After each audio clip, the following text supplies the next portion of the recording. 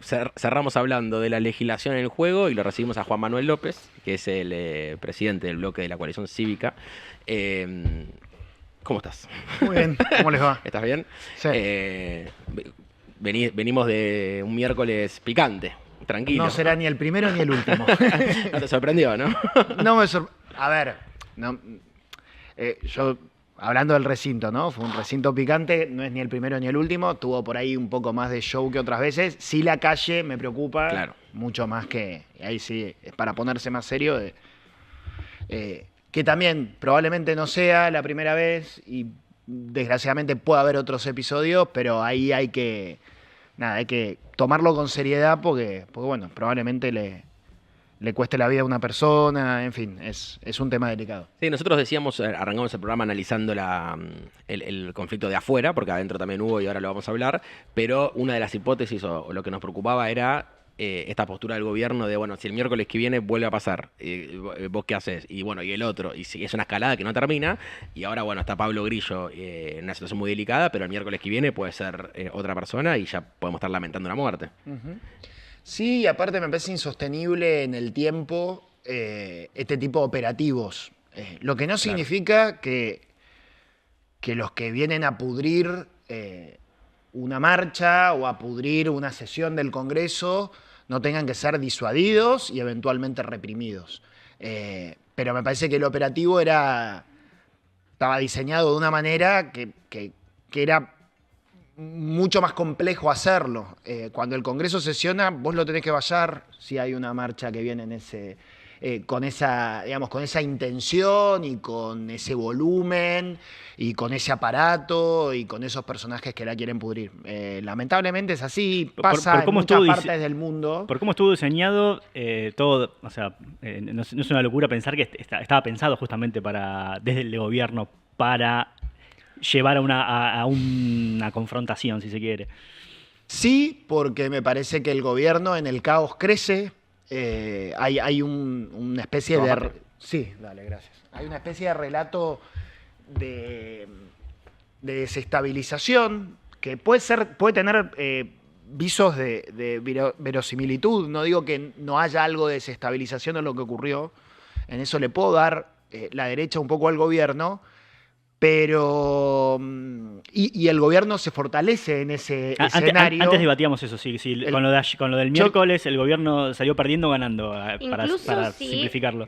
Llegás a tener un muerto en la calle, vos pensás que al gobierno... No, bueno, ahí me parece que... Está jugando con fuego, ¿no? Por eso, está jugando con fuego. Digo, el gobierno se puede fortalecer porque te muestra una imagen que es recurrente en la Argentina, de gente que quiere desestabilizar gobiernos, pero cuando empiezan a pasar estas cosas, que puede haber muertos o heridos, de mucha de mucha gravedad, o heridos que no tienen por qué estar heridos, puede ser un jubilado, o una persona que... la cabeza, exacto. ¿no? Ahí me parece que el riesgo es muy alto. Yo digo, hay ingenieros del caos de los dos lados. O sea, al gobierno le gusta jugar con el caos, en el caos se fortaleció, llegó por el caos y se sostuvo en minoría jugando con eso. Pensé que vas a terminar pero y se va a ir por el caos. El kirchnerismo sabe hacer el caos, lo hizo siempre. El kirchnerismo el año pasado, algunos me dicen que no, pero el kirchnerismo el año pasado estuvo replegado.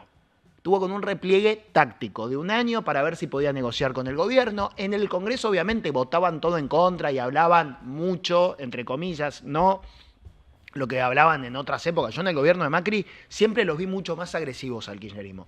Y ahora, después de ese repliegue táctico, el kirchnerismo, cuando ve que el gobierno está un poquito más débil, arremete.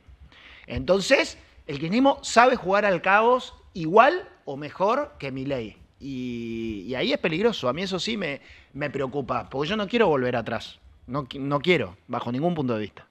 Y hablemos un poco del quilombo que hubo adentro. Yo sé que fue más una pelea entre libertarios y peronistas, y ustedes capaz pero ¿no podés explicar qué fue lo que pasó? Porque también está el quilombo que hace cada uno, después está lo reglamentario, lo que se quería votar, o sea... La acción de Menem ¿justificaba la reacción que tuvo el peronismo de ir ahí a remeter contra la tril? Estuvo al fleje, o sea, Menem jugó al borde, técnicamente no había quórum, pero es cierto que fue todo un proceso muy escandaloso, que insisto, no es la primera vez que ocurre. Yo he visto sesiones levantadas al borde, con gritos, con peleas, con escándalo, no con este nivel, digamos, de, no sé cómo calificarlo, pero de degradación, de tirarte el agua, de filmarte, de, digamos, lo normal que hubiese sido de que tilinguería, digamos, de las chicas libertarias. Pero que- además era entre ellas, incluso Sago, ¿no? Decís como con Sago. una Bueno, aliada. Sago revoleando mano, Lo ¿no? de Sago fue muy bochornoso. O sea, lo de Sago y Almirón, porque si no queda casi misógino mi pelea de comentario. las chicas. Porque parecía así, las chicas parecían en pelea. Sí. Bueno, de las mechas. Sí. Pero lo de Sago y Almirón fue bochornoso. Sago y Almirón son dos pésimos diputados. Lo digo así, me van a matar si me llegan a escuchar. Almirón vive gritándole a todo el mundo, insultando a todo el mundo. En el último minuto de la ley Bases, que había costado un montón la ley Bases, él agarró una orden del día y la empezó a romper y empezó a insultarnos a todos los que estábamos por votar la ley Bases. O sea, un tipo que le juega en contra al gobierno. Y Sago es otra persona que le juega en contra al gobierno que, para mí, estaba extorsionando a Karina Milei, que no quería que quede Pagano en la Comisión de Juicio Político. Lo hizo a plena luz del día, sentó a sus 3 diputados más Pagano y Bonacci.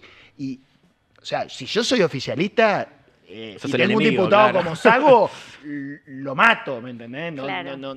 ¿Bajó el nivel del Congreso con los libertarios, te Y parece? sí, porque cuando vos juntás así, armás así las listas y bueno, entra esta gente. No es que seamos todos bárbaros los que estamos en el Congreso, pero entró gente... Marginal, casi marginal. Eso lo dijiste vos. No, igual lo solemos decir. No, pero ¿podemos explicar, o sea, reglamentariamente qué fue lo que pasó y por qué se desató este circo? Claro, era una sesión que básicamente tenía 2 temas. Uno era Libra, el tema de Sí. cripto y la estafa cripto, llamémoslo como quieran. Que todos los expedientes que se habían presentado eran pedidos de informe, interpelaciones a funcionarios o hasta un juicio político o comisión investigadora, no tenían dictamen. Cuando un proyecto no tiene dictamen, necesitas 2/3. Como no había 2/3 y las comisiones que los tenían que tratar no los estaban tratando, se hizo una sesión para obligar a las comisiones a que los traten. Las comisiones que los tenían que tratar son todas presididas por la Libertad Avanza. Entonces, obviamente, iban a demorar el tratamiento. Entonces, bueno, el Congreso se reunió para obligarlas a tratar el tema y además, por otro lado, para tratar la emergencia de Bahía Blanca. En eso hubo unanimidad, en lo otro, obviamente, no. A último momento aparecieron 2 mociones más. Una era para que, lo mismo, una comisión tratara un proyecto de Victoria Tolosa Paz para sacarle las facultades extraordinarias que tiene Milei. Y otro proyecto, o otra moción, que es como un pedido, era para ordenar la Comisión de Juicio Político. La Comisión de Juicio Político está en un limbo porque el oficialismo no reconoce la presidencia de Marcela Pagano y hay un grupo de gente que dice, che, esto hay que subsanarlo. Nosotros estamos entre los que hay que subsanarlo, los que creemos que hay que subsanarlo. Creemos que el presidente de la Comisión de Juicio Político lo tiene que designar la Libertad Avanza, pues es una comisión de gobernabilidad. Al mismo tiempo... nosotros no somos parte del problema entre Claro. Pagano, ¿Qué es lo que- Karina, nos excede. Nosotros decimos, pónganse de acuerdo, pero esta Pero comisión definan, claro. tiene que estar bien constituida. No para hacerle un juicio político a Milei. De hecho, votamos en contra Claro. de emplazar a la comisión para que trate el juicio político a Milei. No queremos que eso suceda. Pero es una comisión que también puede tener que trabajar sobre algún ministro o sobre los jueces de la Sí, Corte. sí. Es una No, comisión tiene de que estar control funcionando, ¿viste? que tiene que estar bien. ¿Qué es lo que puso nervioso a Menem? Yo creo ¿La que moción de esas juicio dos político cosas, o lo de las facultades delegadas? Las 2 cosas. Me parece que lo de juicio político, evidentemente sí, porque ahí había 5 diputados libertarios, los 3 de Sago, más Bonacci y Pagano, que se habían quedado toda la sesión votando en contra del gobierno, esperando que el kirchnerismo le garantice el lugar a Pagano en la comisión. Y me parece que eso para el gobierno era muy importante. Digo, no sé por qué es tan importante, pero evidentemente no quieren que Pagano maneje la comisión de Y el juicio político. kirchnerismo estaba para diseñar a Pagano ahí. Claro, sí. Claro. Ellos Sí, querían- sí, era como un intercambio. Ah. O sea, vos me votás todos los proyectos, yo te pongo en la comisión de juicio Mirá. político. Eso es la conclusión a la que yo llegué después. Claro. Porque cuando mirás las actas y ese grupo de 5 libertarios le votó todo, y sí, evidentemente hubo una transacción. Y le sostenía el quórum. Y eso sostenía el quórum, exactamente. El oficialismo intentó dejar sin quórum la sesión. es una maniobra, digamos, fea, pero válida. Eso Y- es, o sea, perdón, para hacerlo llano, o sea, nos paramos todo Exacto. y, o sea, y ahí queda sin quórum automáticamente si hay menos de 129 tipos. Si hay menos de 129, queda sin quórum. Había diputados que se paraban, se sentaban, se paraban, se sentaban. Nosotros nos quedamos sentados porque, sin ningún compromiso con nadie, dijimos, lo de juicio político y eventualmente hay que solucionarlo. Después, en todo caso, que Pagano renuncie, que, Claro. qué sé yo, se pongan de acuerdo. Y además estábamos ajenos, mirábamos sentaditos callados esa pelea. Miraban divertidos. Nada, cuando Circo. cuando terminó Victoria Tolosa de hacer una moción por lo de facultades delegadas, hubo un pequeño, la verdad ya no me acuerdo, alguien más creo que habló, pero bueno, el tablero en un momento marcó 128 y ahí Menem puso en votación y dijo no hay quórum y levantó la sesión. ¿Eso es al fleje? Sí, es al fleje. Algunos creen que el escándalo estaba armado para que los diputados se paren como se paró Sago, otros creen que nada, que es parte del conventillo de los disidentes y los... Y la pregunta capaz políticamente incorrecta es, o sea, ¿Menem hizo lo que tenía que hacer? Y yo no, Vos a en su- ver, vos en su depende lugar. del punto de vista. Se saltó sobre la bomba, digamos, el presidente. O Si sea, yo esa- soy esa- el presidente, le tengo que agradecer. Claro. Si soy la oposición, le tengo que decir, nunca más hagas esto, porque jugaste muy al borde y así no se juega. Claro. Por eso se le van al humo varios. Bueno, pero el tipo, si le emplazaban Sí, pero es sea, se queda sin muy al laburo, borde. ¿entendés? Muy al borde. Él tendría que haber llamado a un cuarto intermedio, tendría que haber convocado a todos. Él te contestaría, y yo lo intenté antes, pero me sacaron corriendo, cosa que pasó, pero en ese momento yo hubiese llamado a un cuarto intermedio y hubiese tratado de subsanar la situación. Porque lo que hizo, si bien reglamentariamente puede ser correcto, fue muy justito y muy forzando la Bien, su situación. jefe político está constantemente degradando al Congreso. O sea, habló de Milei, ¿no? Pero digo, Ah, si vos claro, te estás bueno, diciendo sí, que sí, son sí, todas sí, ratas y tal, o sea, Sí. digo, ¿cómo esperas que juegue el presidente de la Cámara alineado con él? Me parece que es... Sí, y si bien, no quiero ser injusto, no todos los libertarios nos faltan el respeto, hay muchos que además del presidente, porque uno no está bien lo que hacemos, pero yo me digo que disocio a veces al presidente del resto porque hay que convivir. Somos 257 diputados, todos muy distintos, y si yo estoy pensando todo el tiempo que el presidente le dice rata, primero que no me hago cargo, yo no me siento una rata ni nada, digo, el día que le ponga nombre y apellido o que se haga cargo al que quiera, pero si el presidente hace eso todo el tiempo, uno se tendría que enojar y no tendría que votar nada. Y la verdad que si la ley está bien, yo no me fijo lo que dice el presidente. Pero en la convivencia con el tipo que estás a 2 metros, a 10 metros, que te cruzás en una comisión, y la verdad que ellos tendrían que hacer el esfuerzo, los diputados libertarios, de convivir. Hay gente educada, hay gente educada. Les diría que son los menos. Y ahí no le garantizas la gobernabilidad al presidente. Porque yo tengo la cabeza fría la mayor de las veces. A veces me caliento, pero digo, trato de tener la cabeza fría adentro y digo cabeza fría, cabeza fría. Pero hay mucha gente que se enoja y dice, ¿yo por qué te voy a votar esta ley? Y entras en una trampa, porque por ahí la ley está bien y vos te enojaste porque Almirón te gritó no sé qué cosa y terminás no votando, levantándote. Algo que Y la está gente bueno, no claro. entiende porque dice aguantátela. Pero me parece que lo humano... Esto de los ingenieros del caos, esto yo no creo que sea caos organizado, creo que es caos de Caos por caos. Esto le salió así. Claro. espontáneo de Hablando de cuando la ley está bien, el decreto para ratificar un acuerdo con el FMI que todavía no está firmado, pero ¿está bien? ¿Es una ley que es técnicamente correcta? No es el mecanismo institucionalmente deseable. Los decretos de necesidad y urgencia se han desnaturalizado desde que en el 1994 se reformó la Constitución, empezaron a usarse, hay presidentes que más, presidentes que menos, pero de Menem para acá, Sí, todos. todos los presidentes emitieron muchos decretos de necesidad y urgencia. Cristina, les voy a decir, en su segundo mandato fue la presidenta que menos emitió. ¿Por qué? Porque tenía mayoría. contundente mayoría en las dos cámaras. Es una práctica, insisto, para nada deseable, que tal vez en este caso alguno podría decir hay necesidad de urgencia porque tenés un mundo hiperconvulsionado en materia económica con bolsas que se desploman, con una Argentina sin reservas, súper endeble. Tal vez en este caso alguien puede decir hay necesidad de urgencia y mucha gente te va a decir, no, pero pará, Milei vive sacando DNU, quiso nombrar los jueces, nada que ver, ¿no? Es muy distinto, es mucho más grave lo de los jueces en comisión, o sea, por decreto. Yo creo que hay que encontrarle la vuelta, porque el acuerdo con el fondo es imprescindible para la Argentina. El gobierno dice que tiene los votos. Vos que tu poroteo mental que te da. No sé, me parece que hay que... En diputados, ¿no? Obviamente. Ojalá que estén los votos. Yo no quiero que se caiga el acuerdo con el fondo. Me costaría ratificar un DNU, pero no voy a votar en contra de ese DNU.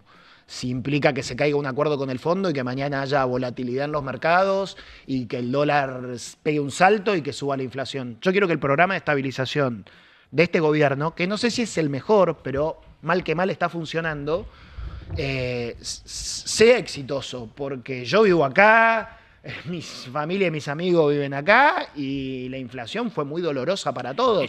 Y la Argentina siempre tiene avances y retrocesos y ojalá en esta oportunidad salgamos de esos procesos inflacionarios. En algún punto eso como que beneficia al gobierno, ¿no? Porque como que la discusión está encuadrada en o aprobamos este acuerdo o no sabemos qué pasa el lunes siguiente, lo si explota, si el riesgo país se va, ¿no?, a 1.700. Lo que decíamos, lo posible y lo ideal.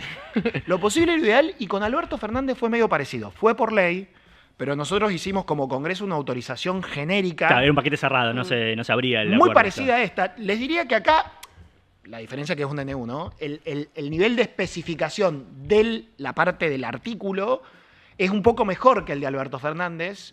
Nosotros le habíamos permitido incluso, sin monto, decir, para refuerzo presupuestario, o sea, era plata para, o sea, un refinanciamiento del programa, es decir, más plazo, para que los próximos pagos no sean tan inminentes, y un refuerzo, o sea, un dinero fresco extra que no le pusimos condiciones en su momento. Era para usarla en lo que el gobierno quisiera, en el programa del gobierno. Acá es para sanear el balance del Banco Central. Nosotros en esto vamos a tratar de ser súper responsables, de agotar todas las alternativas, porque, insisto, no se trata de apoyar o no a Milei, se trata de que el esfuerzo de los argentinos de este año y pico valga la pena. ¿Cómo está la coalición cívica? Está en un lugar complicado, porque renuevan muchas bancas y no tienen alianzas, por lo menos hacia la vista. Que no hay con quién aliarse, porque nadie es claro. Nadie tiene... Nosotros queremos, pero... Y sí, o sea... Vos decís, ¿con quién me alío? Con el PRO, pero el PRO todavía no sabe si se va a aliar con la Libertad Avanza. Parece el baile de la silla, ¿no? Que están todos claro, corriendo y a último momento alguien se va a quedar parado. Yo quiero aliarme con la Libertad Avanza, y la Libertad Avanza dice, no, vamos a ver. No te necesito. Capaz que no te quiero. Entonces, por ahí, no sé, te invitan después de las 12, ¿viste? Al y te dicen, bueno, vení, o sea, sos como cuando llegás regalado. Sí. ¿no? Nadie quiere llegar regalado. Pero tenés que si tomar nos algo llaman antes. después de mayo, qué sé yo, vemos, pero... la UCR está sin conducción. Sí. Lo vimos, creo que ayer fue, en el Senado se pelearon el líder de la UCR Provincia de Buenos Aires con el presidente del partido, los dos son senadores, Maximiliano Abad con Martín Lustó, se dijeron de todo en público, pero abiertamente. Sí, pocas veces visto.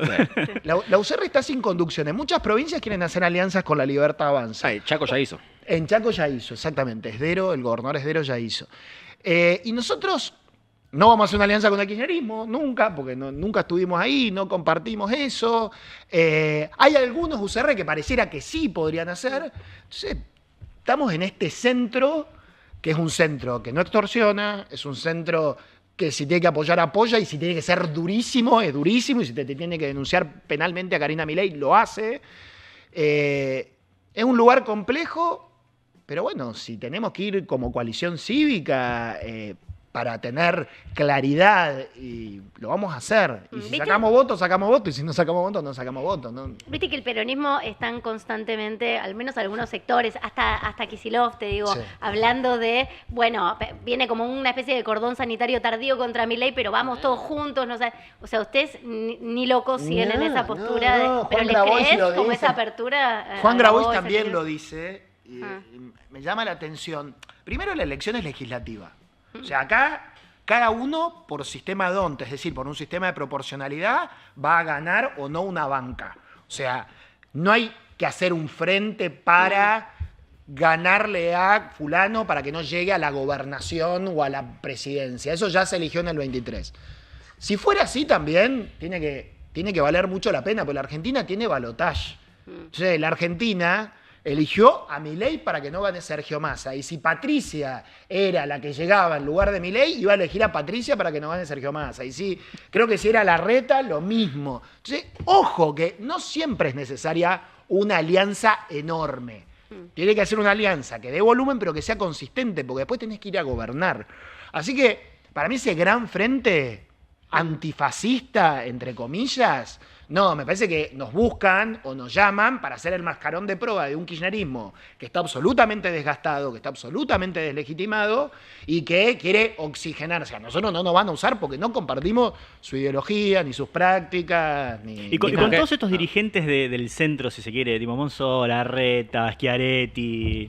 En algún momento Carrió tenía muy buena onda con Larreta, después no sé si se... Sí, de hecho nosotros lo apoyamos a la presidencia porque nos parecía que era el que tenía los mejores equipos y el que tenía más experiencia de gestión. Bueno, pero ahora que está separado del PRO... Horacio no sabe, distanciado, evidentemente, él dijo que puede ser candidato a legislador, a diputado o a senador. O sea, no está claro qué quiere y no está claro su marco de alianzas. Y nosotros, por lo menos ahora, la primera elección que tenemos que afrontar es la de legisladores porteños de la Ciudad de Buenos Aires. Oliveto, que, ¿no? Es la candidata. Claro, Sí. Paula Oliveto, una de nuestras diputadas nacionales, va a encabezar la lista de legisladores porteños por la Ciudad de Buenos Aires.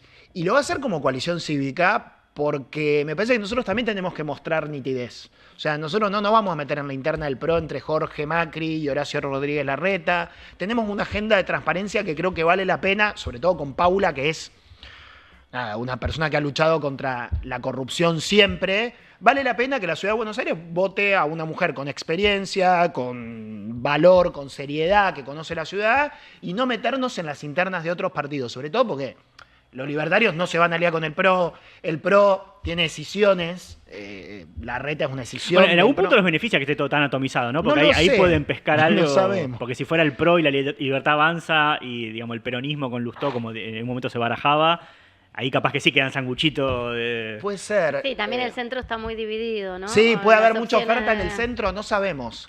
No sabemos, pero dijimos, che, acá en el medio de este despelote de falta de claridad, nosotros tenemos una excelente candidata que se anima a dar esa pelea, que pueda aportar algo. Vayamos como coalición cívica, vamos a tratar de armar la mejor lista posible y competir.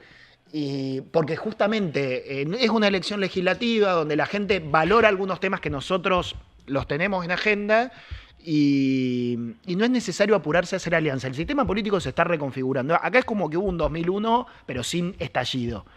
Y los partidos tienen que probarse. Hay otros dirigentes en el centro, pero nosotros no solo somos de centro, nosotros no somos corporativos, tenemos una agenda anticorrupción, nos llevamos muy bien con mucha gente y charlamos con mucha gente, pero creo que nuestra agenda vale la pena encarnarla y ponerla en valor. Si nos acompañan, bárbaro, si no, repensaremos cómo seguimos hacia el futuro, pero me parece que está bueno ser claros y medirse y probarse. ¿Y en provincia compite Juana Lilita? O... Lilita quiere ser candidata a diputada nacional por la provincia, sobre todo si ve que este congreso sigue así tan complicado. Ella tiene mucha experiencia, momentos de crisis, ojalá no haya crisis, pero el mundo está complejo. ¿Pero está para volver o lo hace también para decir, che, no jodan que estoy acá? ¿Cómo? O sea, porque ella, ¿cuándo se fue ya? ¿2000? En el 2020 ella 21, terminó renunció a su mandato. Su última candidatura fue en el 2017, ya hace bastante. Fue candidata a diputada en ese momento por Cambiemos, hizo una excelente elección en la Ciudad de Buenos Aires. Cuando terminó el gobierno de Mauricio dijo, me corro, renunció a su banca, así que cuando empezó el gobierno de Alberto ella ya no era diputada. Hace unos años que vive en Capilla del Señor. Y ahora, digamos, después de, ya 5 años, dice, yo puedo volver, tengo algo para aportar, sobre todo si es un momento de crisis. Tiene un conocimiento público que muchos de nosotros no tenemos y eso ayuda, digamos, muy difícil ser candidato, sobre todo en la provincia de Buenos Aires, que tiene el 40% del electorado, si no tenés conocimiento público, y Lilita por ahí con está Cristina dispuesta. enfrente, ¿eh? Por ahí Tal tenés vez una con elección, Cristina Cristina, Lilita en la Y vaya a provincia, saber quién y más. Espert, no Y sé. vaya a saber Expert, quién más. sí. Te hago dos en una. La Ciudad de Buenos Aires, para vos, ¿se convirtió en la madre de todas las batallas y lo ves al PRO saliendo tercero. La ciudad de Buenos Aires se convirtió en la madre de todas las batallas entre el PRO y la Libertad Avanza. Entre ellos sí. O sea, ahí hay un nivel de tensión que uno ve y de cosas que parece que se juegan la vida los dos. sí, se juegan la vida los Que se dos. están jugando acá, se juegan la vida, ¿no? Que me parece mal llevarlo a ese nivel de tensión. ¿El PRO tiene el riesgo de salir tercero? Sí tiene el riesgo de salir tercero. Yo no dramatizaría eso. Me parece que te cuestionen la gestión de la ciudad es una posibilidad. Es cierto que no está como supo estar la ciudad de Buenos Aires, que está peor. Pero me parece, insisto, que es una elección legislativa donde no tendría que haber este nivel de tensión. Tenemos que, porque se decidió que sea desdoblada, votar diputados para la legislatura de la Ciudad de Buenos Aires. Y votemos el que más nos guste, porque no se trata de que, bueno, si no gana el kirchnerismo, no. Los libertarios y el PRO decidieron ir solos. Los libertarios se prueban por primera vez, no, pero se prueban en una elección importante en la ciudad, desdoblada, tienen derecho a hacerlo. Y el PRO tiene derecho a defender su gestión. Nosotros nos corrimos de ahí y dijimos, queremos aportar otros valores que me parece que no están tan bien representados. Lo que decías de la ciudad no está como supo estar. ¿Lo atribuís a un problema de gestión o es en este contexto de no hay plata, de crisis económica, eso no se puede hacer otra cosa? Me parece que hay un problema de gestión. Yo lo poco que veo es que Mauricio Macri, cuando fue jefe de gobierno, es una gran transformación de la Ciudad de Buenos Aires y tenía ministros que yo diría de primer nivel. O sea, tipos que después fueron ministros nacionales, un equipo, o sea, una persona muy segura de sí misma. Bueno, y Horacio era su jefe de gabinete. Y Horacio era su Lo jefe. tenía, muchos dicen, bueno, el verdadero jefe de gobierno Sí, era Horacio. pero yo creo que ¿no? Mauricio abría el juego. Es un tipo que, cuando vos sos muy seguro de vos mismo, no te importa tener al lado tuyo gente de igual o mejor que vos, porque nada, no tenés problemas, digamos, de seguridad personal. Horacio después obviamente, había sido 8 años jefe de gabinete, manejaba de taquito la ciudad, por ahí concentraba más el poder, pero era un obsesivo, como todo el mundo sabe, se levantaba a no sé qué hora, qué sé yo, y sabía cada detalle. Creo que ya al final del gobierno de Horacio, él, por su candidatura a presidente, empezó a abandonar la ciudad para dedicarse a ser candidato a presidente, probablemente un equipo muy desgastado, y Jorge Macri, según tengo entendido, corrió a la mayor parte de la gente y vino con muy poquita gente de la provincia de Buenos Aires sin experiencia. Y me parece que sí, que hay, por un lado, un problema de gestión. No soy experto en esto porque me estoy metido en problemas, pero me parece que hay un problema de gestión.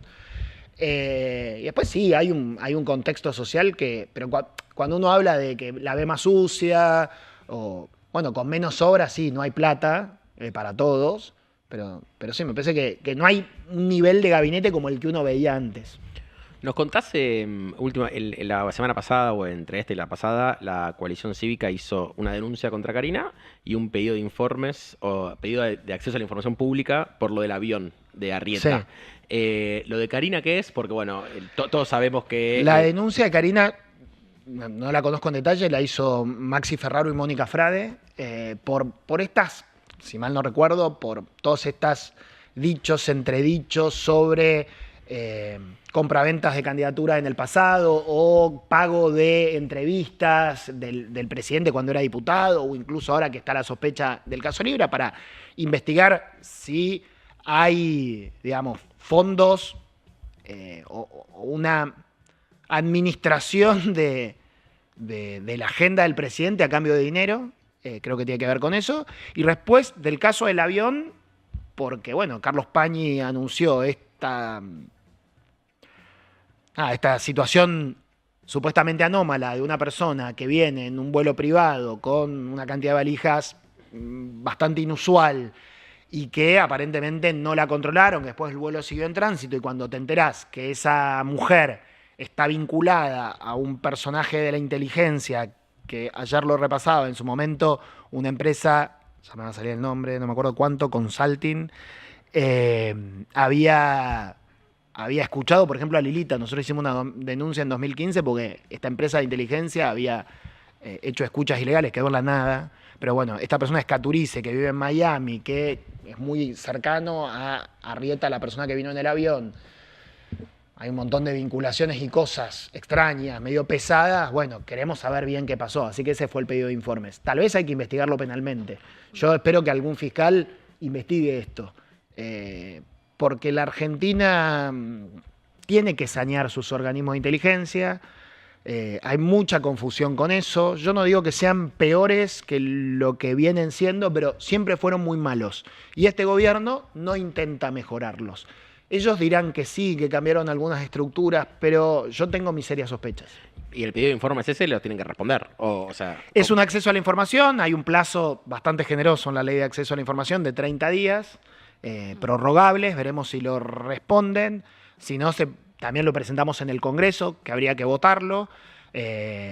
Entiendo que abrieron un pequeño sumario en aduana, pero necesitamos claridad, sobre todo, no solo por el vuelo y este privilegio que tuvo esta señora que vino, creo que con 15 valijas, sino para saber qué había en esas 15 valijas. Probablemente no lo sepamos nunca, pero cuando sabes que trabajaba por una empresa de aviación, después muy relacionada con una empresa de inteligencia, con una persona que está acusada de haber espiado gente, de manejar organismos de inteligencia y vinculada a sectores de la aduana, de la FIP y de, insisto, la inteligencia que nunca han sido claros, bueno. No, y tiene foto con Milei también, y la CEPAC, el foro este de derecha. Sí. No, y además decían que era el viaje en tránsito más caro de la historia, porque hizo Estados Unidos, Buenos Aires, 7 días, París a Francia. París a Francia. Lo que pasa es que lo que decía Lilita, por ejemplo, de la investigación cripto, es, bueno, creo que su textual fue, el fiscal va a reunir la prueba, todavía no va, pero no va a pasar nada con esto. Digo, como que ustedes No tienen... ahora, lo dijo así, dijo,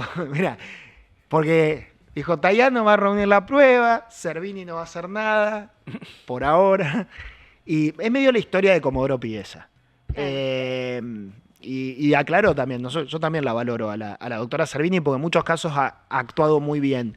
Pero en general, cuando los presidentes están muy arriba, en Comodoro Pi, que es donde se investigan los casos de corrupción pública, se hace tiempismo, se espera. Nos pasó con Cristina. Con Cristina, 2008, Carrió la denuncia por asociación ilícita.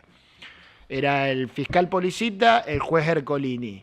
Policita no cerraba la investigación, reunía poquita prueba, pero era re fácil reunir la prueba. Tenías que ir y allanar, o pedir primero, y si no allanar, vialidad. Y ahí ibas a encontrar todos los expedientes con las redeterminaciones de precio, y después te ibas, hacías una pequeña pericia, no muy compleja, en la provincia de Santa Cruz, y ibas a ver que la obra no estaba hecha, a pesar de que se decía que había avanzado en los expedientes donde el Estado ponía la plata. Y después Hugo Alconada, el periodista, se fue a los hoteles de Cristina y veía que estaban prácticamente vacíos, pero miraba la facturación y habían supuestamente comprado no sé cuánta media luna, no sé cuánto jugo, como simulaban, lavaban el dinero ahí. Cuántas toallas y sábanas habían lavado, era realmente un lavado de dinero en hoteles, que es típico lavar las maniobras de lavado de dinero en hoteles. O sea, sencillamente se podía hacer. Bueno, no se hizo durante 8 años, terminó el gobierno de Cristina Kirchner, asumió un nuevo gobierno, cambió un poco el clima social y los mismos fiscales y juez que habían tardado tanto avanzaron. No es lo ideal, obviamente, pero como decía Lilita en ese reportaje, yo ya no busco lo perfecto. Trato de que haya justicia, ojalá. En algún momento. Ustedes... hay que mejorar, no digo que vamos a dejar de dar esa pelea, pero tenemos proyectos para mejorar los concursos de los jueces, para que llegue gente realmente que valga la pena, para auditarlos, y eso lo queremos poner en consideración, pero hoy con lo que hay, se hace lo que se puede. Vos con estos repasos que haces, su partido siempre tiene una agenda contra la corrupción muy importante a lo largo de los años. Con el caso Libra, ahora con lo de Arrieta, que son cosas muy chiquitas, pero 2 preguntas tengo. ¿Lo ves al gobierno capaz entrando en una dinámica donde se lo puede empezar a investigar? Y 2, para ellos sería un golpe capaz más grande que para otros gobiernos, porque digo, Milei viene a decir que es el tipo que cambia a la Argentina para siempre y que solo quiere hacer esto e irse. Digo, si eso se profundiza, pues una bala más grande para eso, más fuerte. Sí, probablemente en Cristina no había expectativas de honestidad, no se la votó por un mandato de honestidad, ni tampoco a Néstor Kirchner. Pero la corrupción fue tan fuerte que terminó haciendo mella en su legitimidad, porque ya se veían los casos de corrupción, sobre todo en el último mandato, a pesar de que eran anteriores y que los había iniciado más su marido que ella. Creo que sí, que para Milei es más costoso no ser un gobierno honesto, y creo que está a tiempo de sanear eso, O sea, cuando Lilita dijo Karina Cajera, yo hablé con muchos libertarios y me decían, qué fuerte lo que dijo, que, miren, no es personal, no es para hacer daño, es para que ustedes puedan buscar la forma de evitarlo, porque la Argentina tiene un problema de corrupción histórico, no es de ahora, es de siempre. Y el tema vuelve a la agenda de la sociedad recurrentemente, a veces le prestamos más atención y a veces menos, y hay cosas para evitar. Entonces, cuando yo veo que el gobierno no tiene una agenda anticorrupción, tiene una agenda dialéctica, te dice la obra pública es corrupta y yo, sacando la obra pública, hago más contra la corrupción que el resto de los gobiernos. No es verdad, porque obra pública en algún momento va a haber que hacer, porque necesitamos puertos, puentes, aeropuertos para desarrollarnos, y no quiero ni hablar de lo que pasó en Bahía Blanca, que probablemente no sea solo un problema de infraestructura, pero hay que reconstruirla. Sí, rutas. Lo que pasó es que las rutas esas, ponele que no fue que faltaba una obra hidráulica. Probablemente no fue eso, pero lo que se rompió hay que construirlo, y no lo va a poder hacer el privado. Hay agenda anticorrupción interesante que podría tomar este gobierno. Hay la ley de ética pública, hay que actualizarla, tenemos proyectos para eso. Los jueces, hay que mejorar la calidad de los jueces, tenemos proyectos para eso, como les decía, los de auditarlos y los de mejorar la autonomía de los concursos. Una ley antilobby, no antilobby de que no haya, que lo regule. O sea, si viene un tipo a ofrecerte un tema cripto, bueno, ¿cómo tienen que ser ese tipo de reuniones? ¿Qué cosas se puedan hacer y qué no? Si vienen a ofrecerte, no sé, promover la industria de tal cosa al gobierno y hay que tener una reunión con los legisladores o con el Poder Ejecutivo, distintas dependencias, tengámosla sin miedo de que nadie me acuse a mí que coimié, porque la reunión puede estar registrada. Puedo yo exponer esa reunión y de qué se habló. Hay que regular estas cosas como la han regulado los países que le ha ido bien. El gobierno tiene un prejuicio ideológico casi como el tema woke con la agenda anticorrupción tradicional, que yo lo puedo entender, pero hay que reforzar los organismos de control también. Nosotros tenemos un servicio de inteligencia que lo preside una persona que su único antecedente, y no es la primera vez, pasó con De la Rúa, había puesto a su vecino, su amigo, Fernando de Santibáñez, Mauricio Macri puso a su amigo Arribas, que era comprador de jugadores de fútbol, y Milei puso a un conocido de Santiago Caputo. Está mal. Sí. O sea, yo no quiero decir que este gobierno lo hace peor que el resto. En todo caso, repite la historia. Y en la Oficina Anticorrupción no hay una persona que tenga independencia. Y después propone un juez de la Corte que justamente está acusado de no investigar la corrupción y de jugar con eso. Para vos, ¿por qué Milei elige al hijo? Porque lo de Mansilla se entiende, bueno, son del mismo palo ideológico tal vez, pero ¿por qué el hijo y no otro? Por Lorenzetti. Porque vos me decís... Gracias. Por Lorenzetti. Porque Lorenzetti le vendió paquete convenció cerrado. Creo que a Karina Milei, hasta donde yo sé, de que él le iba a garantizar gobernabilidad a Milei. Lo asustaron al presidente Milei. Esto es información, digamos, que se comenta. Lo asustaron a Milei de, mirá, la Corte no te va a dar bola, Rosati criticó la dolarización, ¿viste? Una serie de cosas. Vos tenés gobierno en minoría, nosotros te vamos a garantizar gobernabilidad. Yo, si vuelvo a ser presidente de la Corte, Lorenzetti tiene una obsesión con eso, que me consta, porque aparte en su momento su mano derecha me demandó, así que tengo una larga historia con su equipo, con él. Tiene una obsesión por volver a la presidencia de la Corte. Le hizo esta propuesta, porque ellos en el Senado, los libertarios, tienen muy poquito, y le dijo, bueno, elegite uno, García Mansilla, que me parece un buen juez, más allá de que sea conservador y que yo no sea conservador. Me parece una persona idónea, preparada, independiente.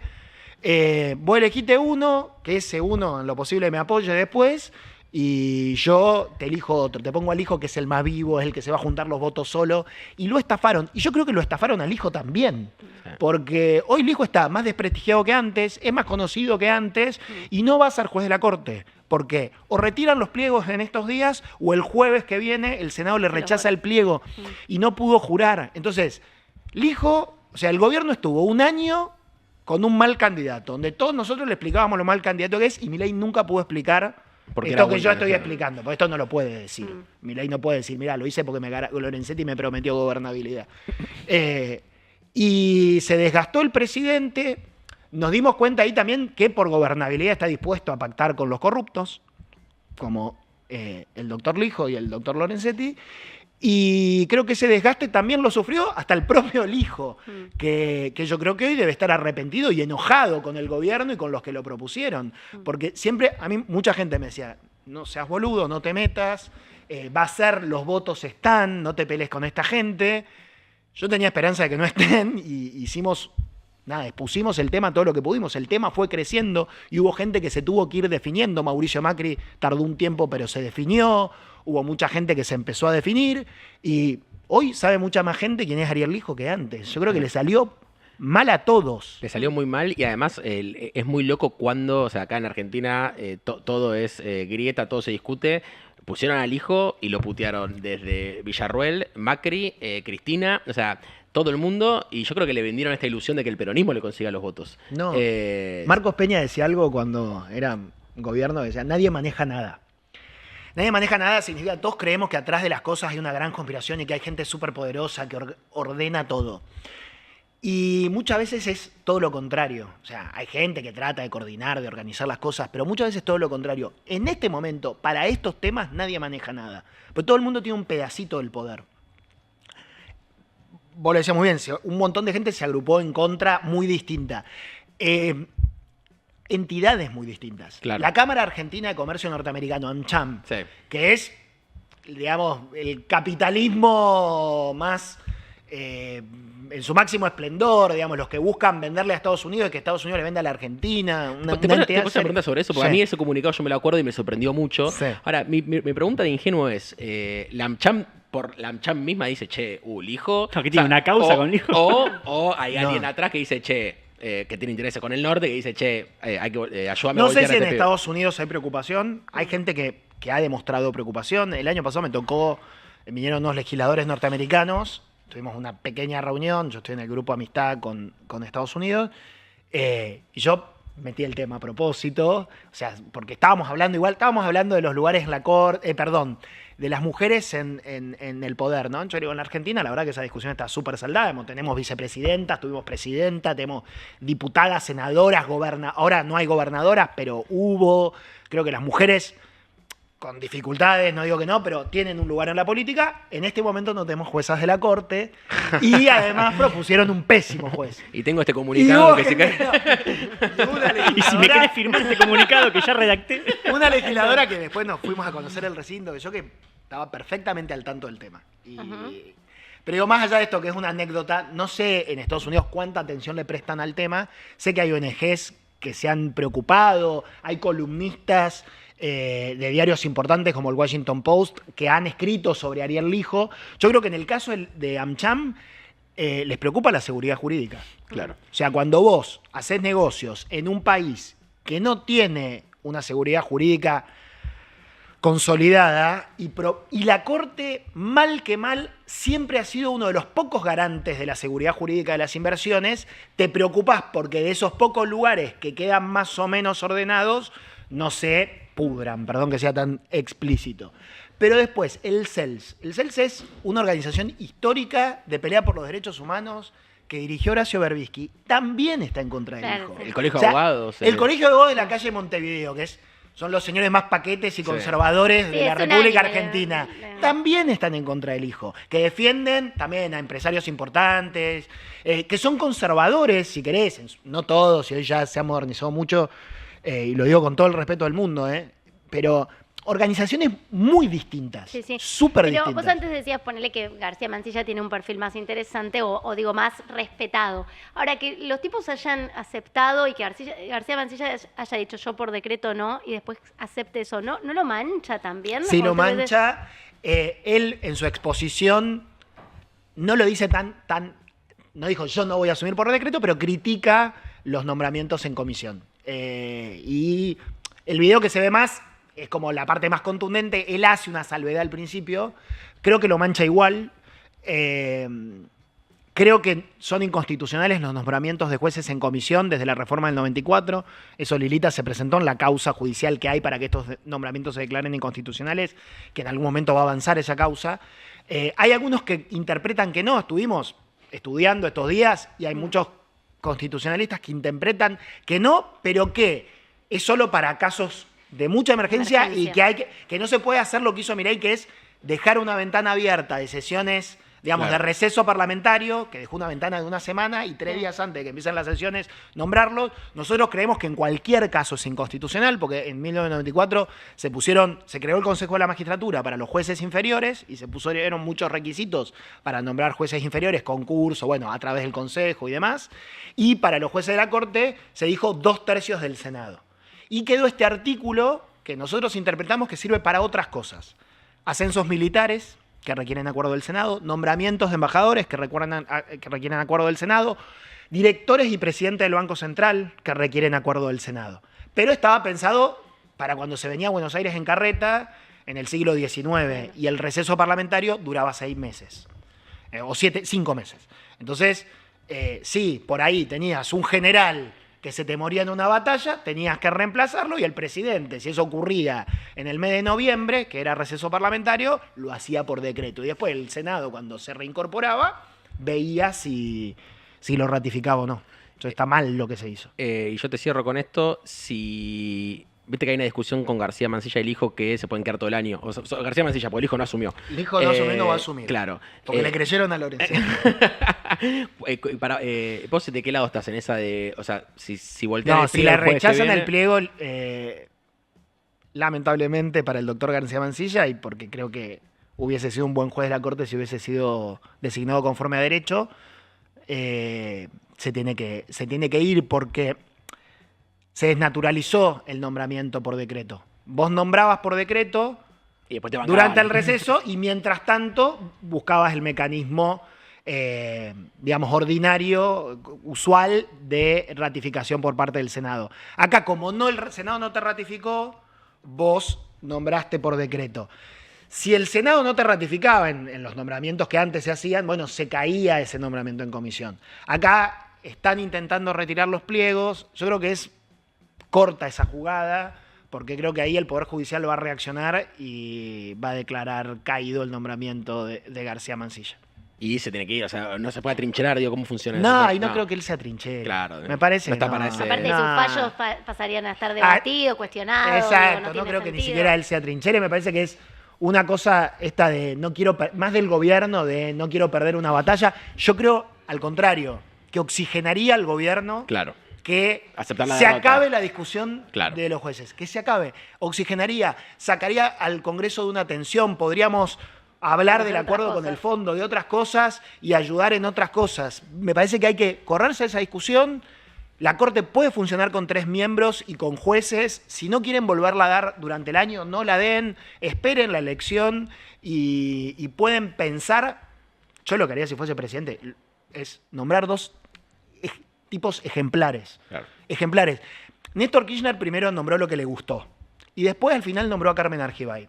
Carmen Argibay era ejemplar. Al Senado no le gustaba darle el acuerdo al peronismo, no le gustaba darle el acuerdo a Carmen Argibay, porque una mina que no te atendía el teléfono si eras político, porque era independiente y, digamos, fallaba de acuerdo a derecho, incluso en contra de sus convicciones. Le otorgó beneficios a represores, habiendo sido ella detenida durante la dictadura, digamos, teniendo otro. Pero si la ley decía eso. Y era tan ejemplar que el Senado la tuvo que votar. Porque Kirchner cuando perdió poder hizo eso. Yo haría lo mismo, pondría 2 tipos intachables. O sea, Zaffaroni para vos no 2 entraba tipos, en dos esa... minas, como se dice. ¿Zaffaroni no entraba para vos en esa categoría de intachable? Más Y allá no, de la porque ahí cercanía todavía ideológica. no se sabía todo el tema de los alquileres de sus propiedades, ¿no? Se supo como 15 años después. Pero ahí él ya tenía sus problemas con sus declaraciones juradas. Me acuerdo que saltó en el transcurso del nombramiento, que nada, tenía problemas en la FIP, digamos, no declaraba sus bienes. Una persona brillante intelectualmente, que formó a decenas de abogados, formó y malformó también, porque en cualquier facultad, en la UCA, en la UBA o en la que sea, estudiás por el manual de Zaffaroni, porque está bien escrito, pero te formatea para trabajar de abogado defensor, no para trabajar de fiscal, de juez, para tener... O sea, si sos abogado defensor y sí aplicá el manual de Zaffaroni, porque vos tratás de que el tipo quede libre. Ahora, el problema que tenemos es que los jueces piensan como Zaffaroni. Los jueces no tienen que pensar como Zaffaroni, los jueces tienen que ser equidistantes y los fiscales tienen que pensar todo lo contrario de Zaffaroni. Tienen que buscar que el tipo sea condenado. Y el juez tiene que decir, no, pará, te zarpaste fiscal o no. Claro. La Argentina nos formaron a todos mal. Algunos nos dimos cuenta, otros no. Juan Manuel, gracias. Te sacamos ustedes. muchísimo tiempo, muy interesante la charla. Y Lorenzetti es... No, mentira. Gracias, en serio. Muchas gracias a ustedes. Gracias por el tiempo.